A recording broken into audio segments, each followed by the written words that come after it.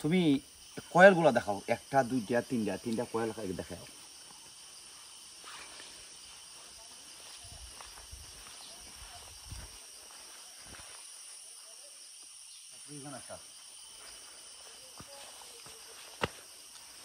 এখন দোকানটা দেখাও,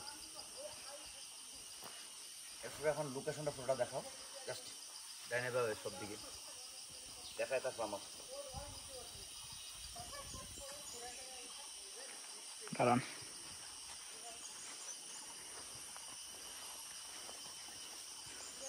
বিষয়টা হচ্ছে এখানে এই চাষা একলা বোয়া, কয়েল 3টা চালাই।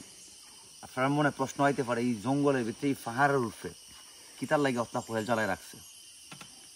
বিষয়টা হচ্ছে আমরা এটা আমার 8 নম্বর যাত্রা। আমি আগেও কিছু 2013 সালে আমি 7 নম্বর বার আমি হামহাম ঝর্ণাতে আইছি। দীর্ঘ গ্যাপের পরে আজকে 8 নম্বর বার হইল 2024। আজকে জুন মাসের 7 তারিখ শুক্রবার। এখানে ভাই কোটি কোটি মশা আছে।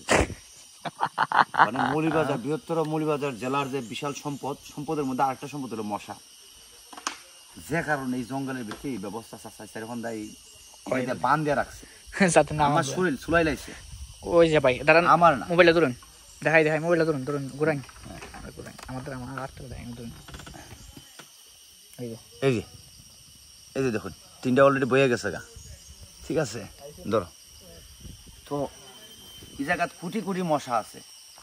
সরকারের বাণিজ্য মন্ত্রণালয় যেহেতু তারা সরাসরি এক্সপোর্টের সাথে জড়িত, তার কাছে রিকোয়েস্ট, পৃথিবীর কোনো দেশে যদি মশা কামড় লাগে আপনারা এখানে নিশ্চিন্তে মশা খালি ধরনের ব্যবস্থাটা করুন, তাহলে মানে সংখ্যার কোনো কমতি হইতো না। কি করবাইতো না বন্যা মানে কোটি কোটি মশা, আমি তো কইলাম ভাই কোটি কোটি মশায় ধরে।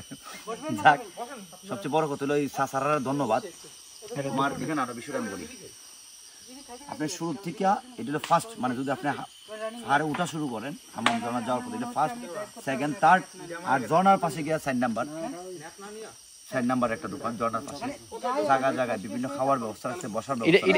এটা তো ফার্স্ট, সেকেন্ড, থার্ড আর ঝর্ণার পাশে হলো ফোর্থ। তো এরকম 4টা দোকান আছে। আপনি পানি সহ বিভিন্ন প্রয়োজনীয় জিনিস, একটু রেস্ট নেওয়া, একটু নিরাপত্তা বোধ করা, অনেক কিছু বিষয় আছে। তো এরকম দোকানগুলো আসলে আমি যারা এই দোকানগুলো দিচ্ছে তারা ধন্যবাদ জানাই যে তারা এরকম কিছু দোকান দিচ্ছে। আমরা আস্তে আস্তে স্বস্তি পাইতেছি। ঠিক আছে অঙ্কন, ধন্যবাদ তোমার।